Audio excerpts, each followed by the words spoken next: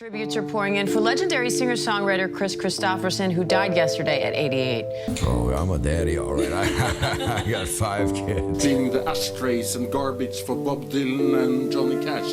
Yes. Is that a true story? Absolutely true. In the world of country music, few legends loom larger than Willie Nelson and Kris Kristofferson.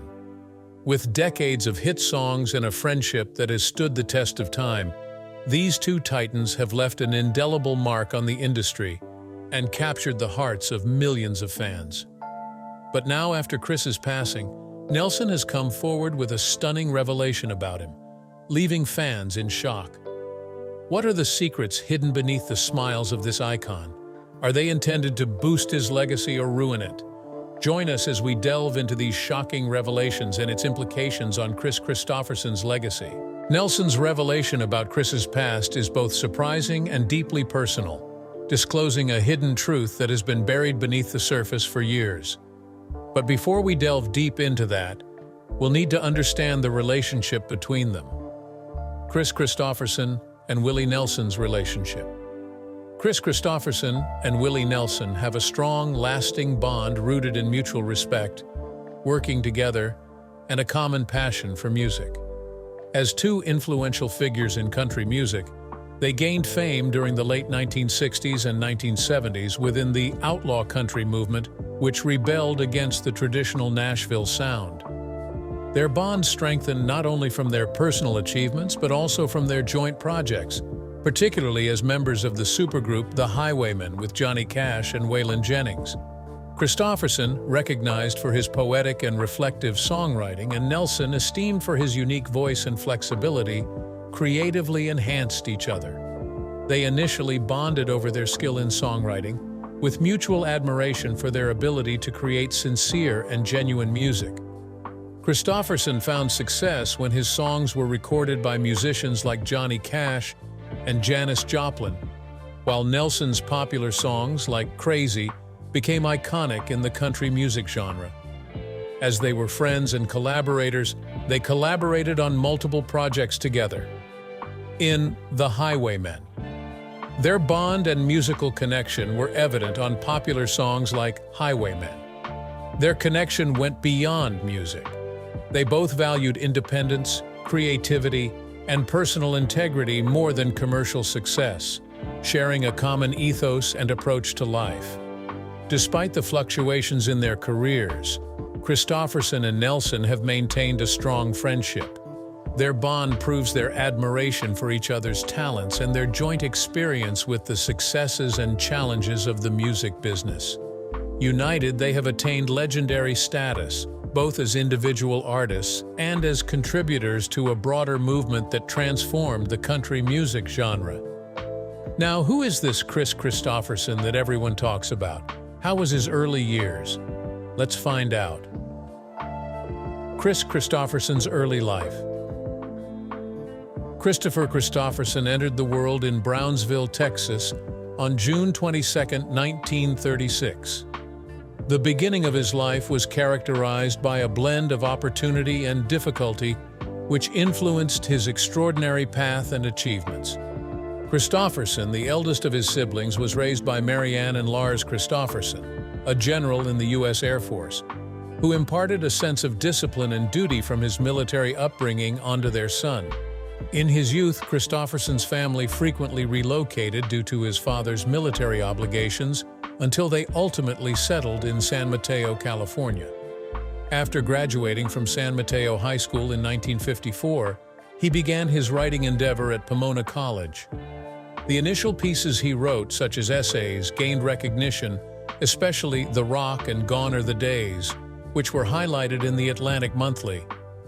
These artworks represent Kristofferson's original concerns and themes, with The Rock portraying a rock formation resembling a female figure and Gone Are the Days exploring a historical event related to race. Kris, a young person, excelled in both academics and sports, particularly shining in writing and receiving accolades for his short stories and poetry, showcasing both intellectual and physical abilities. While attending Pomona College in Southern California, He was recognized for his skills as a standout football player and Golden Gloves boxer during both his high school and college years. At 17 years old, he embarked on a challenging summer job with a dredging contractor on Wake Island in the Pacific Ocean. He viewed it as his most challenging task, stating, "It was the hardest job I've ever done." Nevertheless, Kristofferson encountered difficulties in his youth too.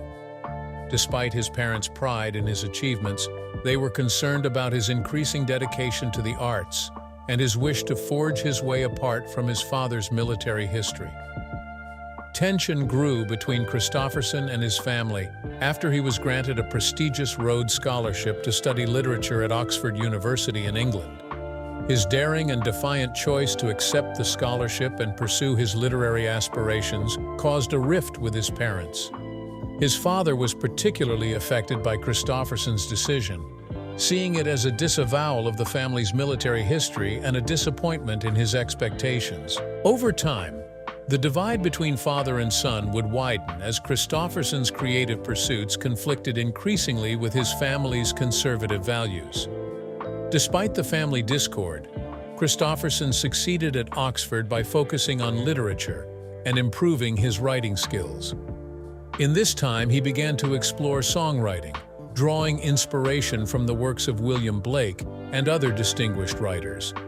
Even after it not being profitable, his first works demonstrated his profound poetic comprehension and expertise in crafting intricate, emotionally charged lyrics. Upon completing his education at Oxford, Kristofferson encountered another important juncture in his life, conflicted between his artistic dreams and his family's expectations. Ultimately, he made the decision to enlist in the U.S. Army, following in his father's footsteps, with the intention of becoming a helicopter pilot and ranger. Despite appearing to go against his ambition of pursuing a literary career, this decision ultimately became a pivotal moment that influenced both his personal life and professional trajectory. During his time in the military, Kristofferson put effort into enhancing his songwriting abilities by forming a band with fellow soldiers and performing at various events. It was in this environment that he began to realize the profound impact of music on forming connections and communicating important ideas. This important discovery was a significant turning point in his growth as a creative individual, paving the way for his future achievements as a singer and songwriter. Despite Kristofferson's increasing passion for music, his military career advanced, and he was eventually offered the esteemed chance to teach English at West Point Academy. However, it wasn't too long when he started making waves in the music industry. Kristofferson's career journey: the rise of an icon. Kris Kristofferson is a notable individual in the realms of music and cinema, recognized for his lyrical ability and emotive performances. His profound and sincere words have had a significant influence on both the country and folk music genres, motivating numerous artists. Kristofferson's exceptional skill and dedication as a timeless symbol persist and are continued to be honored by various generations. In the early days of his career, Kristofferson was employed as a janitor at Columbia Records in Nashville, performing duties such as cleaning floors and bathrooms to earn an income. While not glamorous, this job allowed him to establish crucial connections in the music industry during this time. Through his perseverance and dedication, he formed connections with legendary individuals like Johnny Cash and June Carter, who later sang his compositions. Before achieving fame in the music business, Kristofferson's life ventured into a bold and thrilling path. He worked as a commercial helicopter pilot at Petroleum Helicopters International, PHI, in Lafayette, Louisiana for 3 years. When reflecting on this time of major transformation, he often discussed balancing the duties of being a helicopter pilot with working towards a musical career as a songwriter. He split his time between laboring on oil rigs in Louisiana and delving into Nashville's music scene, presenting his songs to industry experts. Kristofferson's experience as a pilot had a profound impact on his songwriting, serving as a major inspiration. During this time, he wrote his well-known songs "Help Me Make It Through the Night" and Me and Bobby McGee, with the former being composed on an oil platform and the latter inspired by the vibrant landscape of southern Louisiana. Kris Kristofferson passed on his music to Carter, who was linked to Johnny Cash, with the intention of it reaching Cash. Johnny Cash initially skipped over the song but eventually added it to a batch of unreleased tracks. Right after their discussion, Kristofferson impressively arrived by touching down his helicopter in Cash's yard, gaining the attention of the iconic musician. While it's commonly believed that Kristofferson arrived with a beer in hand and his songs in the other, he has clarified that this depiction was exaggerated. He admitted that his surprise arrival could be seen as invasive, as he thought Johnny was likely absent, yet he appreciated Cash's inventive spirit. In spite of the unusual circumstances, Cash was amazed by Kristofferson's skill and opted to release Sunday Morning Coming Down. This collaboration led to Kristofferson receiving the Songwriter of the Year award at the 1970 Country Music Association Awards, cementing his status in the music business. Dave Dudley was highly praised in 1966 for his performance of Kris Kristofferson's impactful song, Vietnam Blues. In the year following, Kristofferson signed with Epic Records and released the track Golden Idol, which failed to perform well in terms of sales. Nevertheless, his music remained in the spotlight as it was performed by various musicians in the years that followed.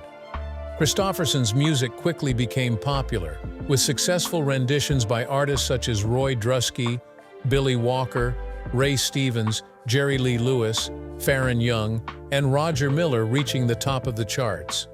Kristofferson's performances received significant interest, especially following an endorsement from Johnny Cash at the Newport Folk Festival, which cemented his reputation as a skilled artist. He eventually signed a deal with Monument Records, where Fred Foster, who managed Kristofferson's songwriting endeavors, was the head. In 1970, Kristofferson released his debut album, which included a blend of new songs and ones that had been recorded before. Although it was not successful at first, the album was later re-released in 1971 under the title Me and Bobby McGee and received considerable praise in the end. Famous singers such as Ray Price, Gladys Knight and the Pips, Waylon Jennings, Bobby Bare, Johnny Cash and Sam Smith remained popular for their successful performances of his songs in the early 1970s as his compositions stayed highly sought after. Kristofferson gained recognition as a talented songwriter in 1970 when his songs For the Good Times and Sunday Morning Coming Down were praised by the Academy of Country Music and Country Music Association, solidifying his reputation. This man won Song of the Year awards from both the Academy of Country Music and the Country Music Association in the same year for different songs. In 1971, Janis Joplin recorded Me and Bobby McGee for her album Pearl, and it dominated the charts for several weeks. Various artists had success with covers of the song after its popularity surged.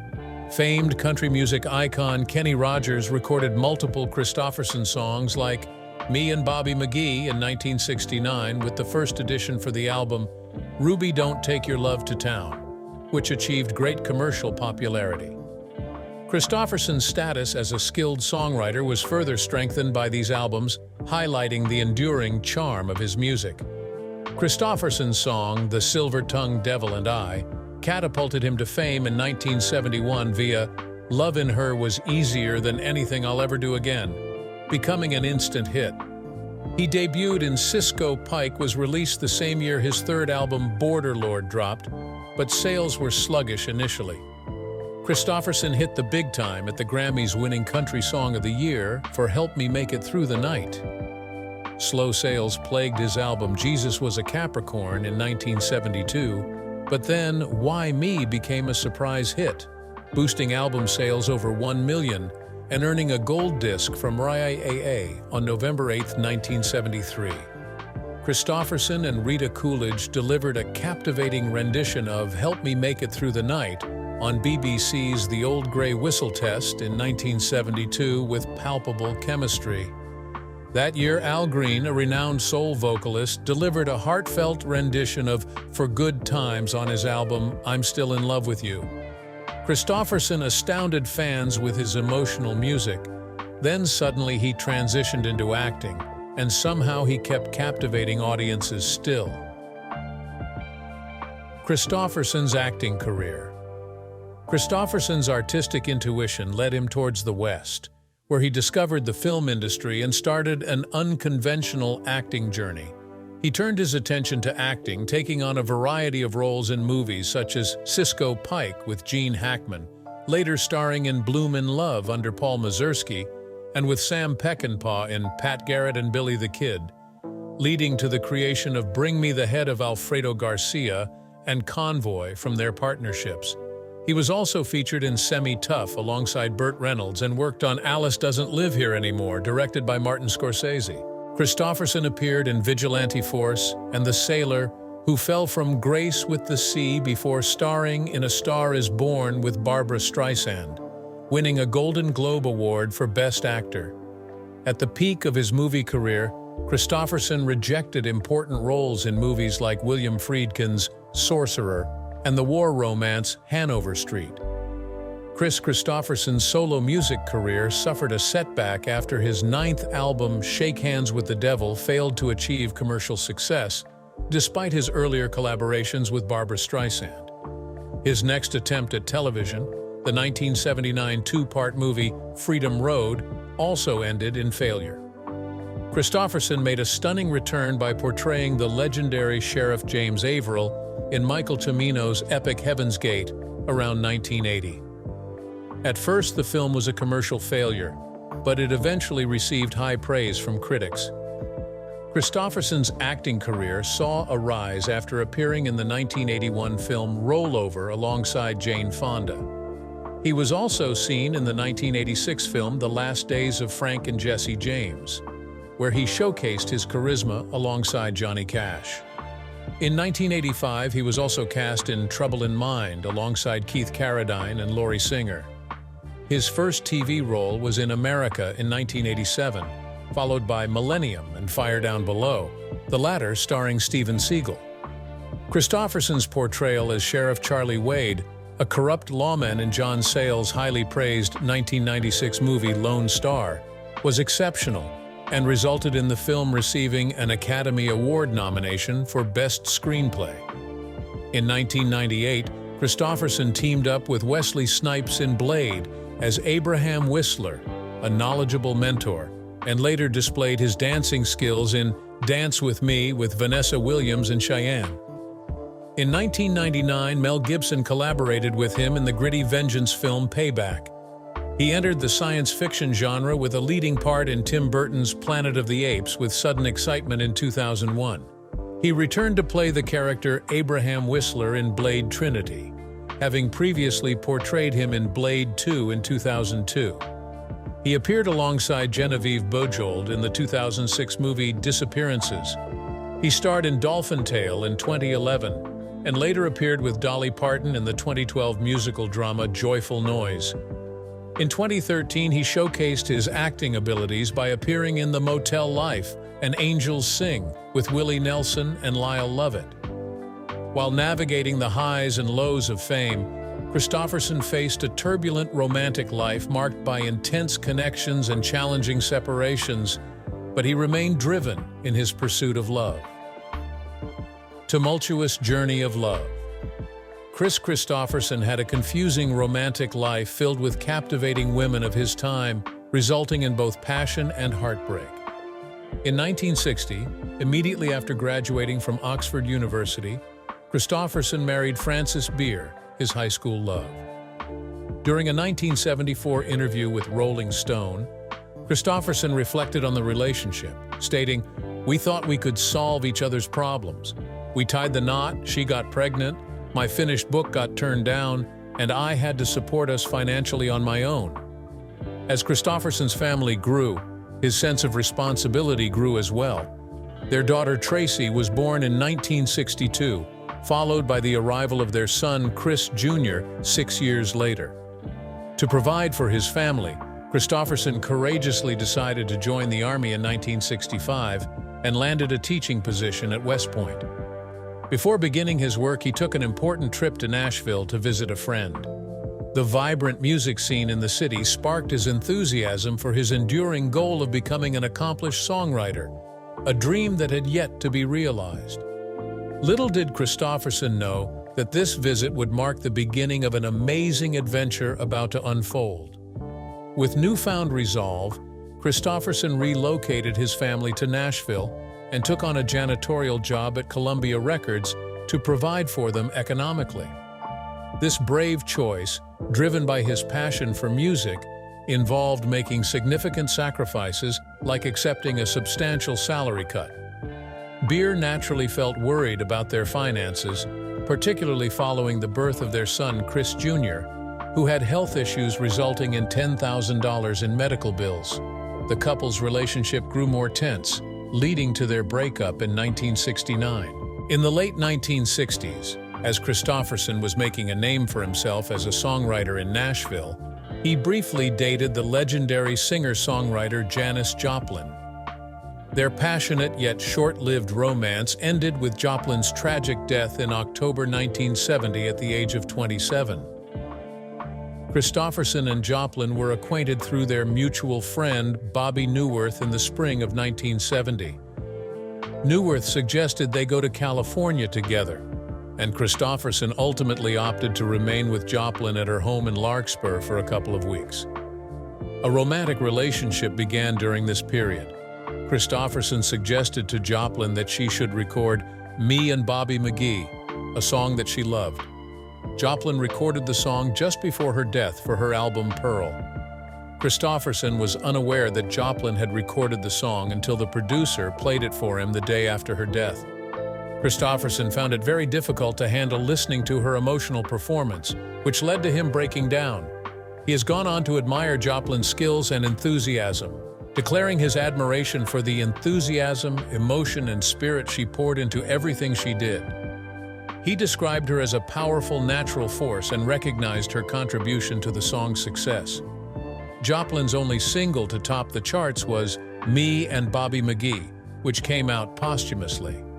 As Kristofferson continued to achieve success in the early 1970s, he met and fell in love with singer Rita Coolidge. Their connection was harmonious and coordinated, whether they were on stage or not. Coolidge declared in 2016 that she thought it was love at first sight upon meeting them. During their flight to Memphis, they conversed non-stop. In 1973, they tied the knot and welcomed their daughter, Casey, in the following year. The album Full Moon was well received and resulted in multiple Grammy nominations. In 1979, Kristofferson embarked on a musical journey to Havana, Cuba, where he took part in the famous Havana Jam Festival with other leading artists. Kristofferson performed with Coolidge, Stephen Stills, and several Cuban and American artists at Havana Jam, 79 inches from March 2nd to 4, creating a lasting impression. In the same year, Kristofferson and Coolidge later showcased their unique blend of country and rock on The Muppet Show on November 18th. In a captivating and memorable performance, Kristofferson performed "Help Me Make It Through the Night" with Miss Piggy, while Coolidge sang "We're All Alone," accompanied by a collection of forest creatures. Afterward, the duo joined forces with the Muppet Monsters on an energetic rendition of a song I Want to Perform, leaving a lasting impression on the audience of the broadcast. Despite their successful careers, the couple's marriage became increasingly turbulent because of issues with substances and clashes over their artwork. In 1980, they decided to end their marriage after being together for 7 years. Despite their breakup, Coolidge still holds Kristofferson dear in her heart. Paying a heartfelt tribute to People magazine, she stated that their bond is unbreakable, rooted in a unique humor and comprehension beyond conventional understanding. Coolidge stated that their connection is beyond understanding. In her book Delta Lady, Coolidge touched on the difficulties in their marriage, clarifying in an Irish Times interview that demonizing Kristofferson was never her intention. Instead, she tried to share her experiences without holding any negative feelings or resentment. Kristofferson promptly moved forward. In 1983, he got married to attorney Lisa Myers, a relationship that has been the most stable and enduring in his life. Altogether, they have a total of 5 children: Jesse, Jody, Johnny, Kelly, and Blake, all of whom were born between 1984 and 1994. The family splits their time between homes in Malibu, California, and Maui, Hawaii. Myers is known for assisting Kristofferson in transforming his life and career after struggling with depression and alcoholism for years. She has continuously stood by his side, collaborating on songs and joining him on his tours. Kristofferson's longest and most successful marriage has endured for nearly 40 years. However, Kristofferson was presented with a more difficult obstacle. He needed to fight against a mysterious illness to survive. Illness and death. Over the course of his extensive and celebrated career, Kris Kristofferson, the renowned musician and actor, has encountered numerous significant health challenges. As he grew older, his health issues became increasingly apparent, with several incorrect diagnoses and a prolonged struggle to identify the source of his disabling symptoms. Beginning in the late 2000s, Kristofferson experienced memory loss and cognitive difficulties. Worried about these alterations, his medical team determined he had Alzheimer's disease in 2013. Kristofferson and his family were completely surprised by the diagnosis, as Alzheimer's is a progressive neurological disorder that permanently impairs memory and cognitive abilities. Kristofferson was treated for a suspected Alzheimer's condition for many years, undergoing various medications and therapies to alleviate his symptoms. However, his condition did not improve significantly, leading his wife, Lisa Myers, to suspect that there might be another cause for his health issues. In 2016, Myers opted to seek a second doctor's opinion regarding Kristofferson's ailments following years of uncertainty. The newly assigned doctor conducted a thorough assessment of Kristofferson's symptoms and recommended various tests, including one for Lyme disease.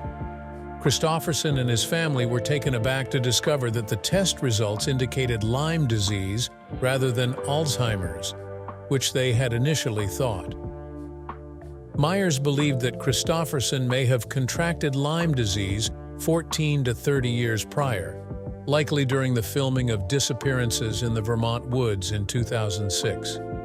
In an interview with Lyme Times, Myers mentioned that in retrospect, the diagnosis of fibromyalgia should have led to testing for Lyme disease.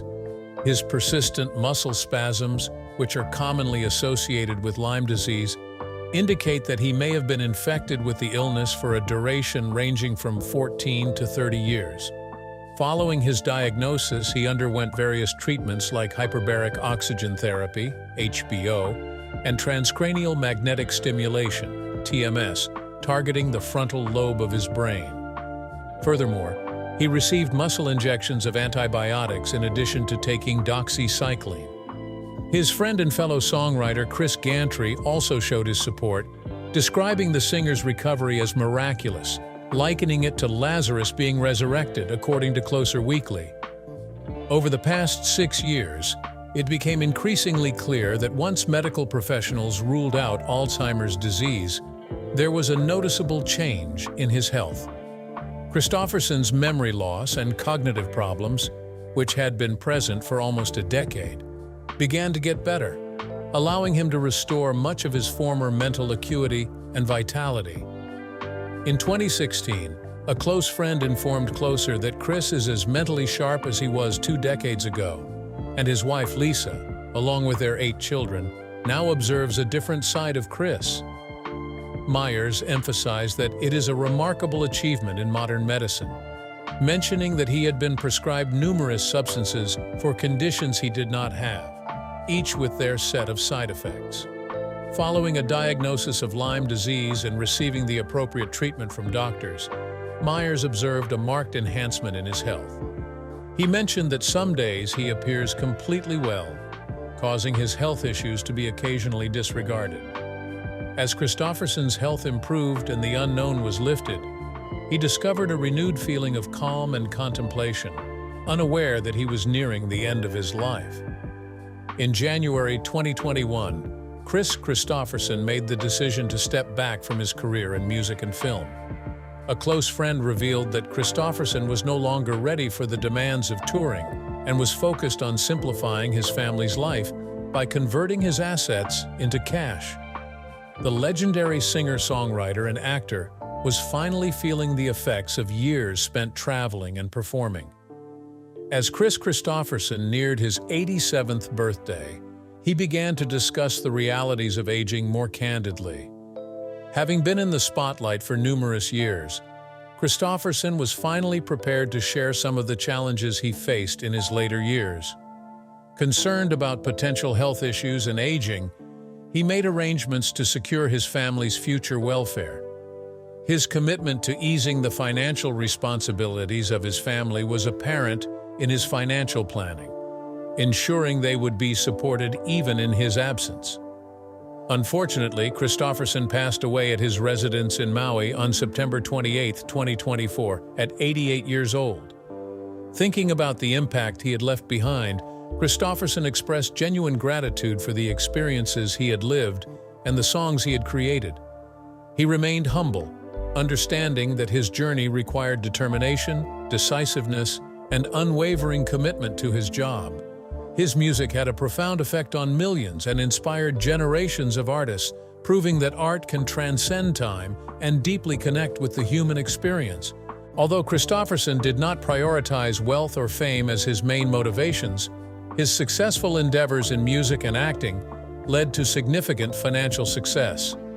Approximately $50 million was the estimated net worth of him, showing that his work has lasting success and broad appeal.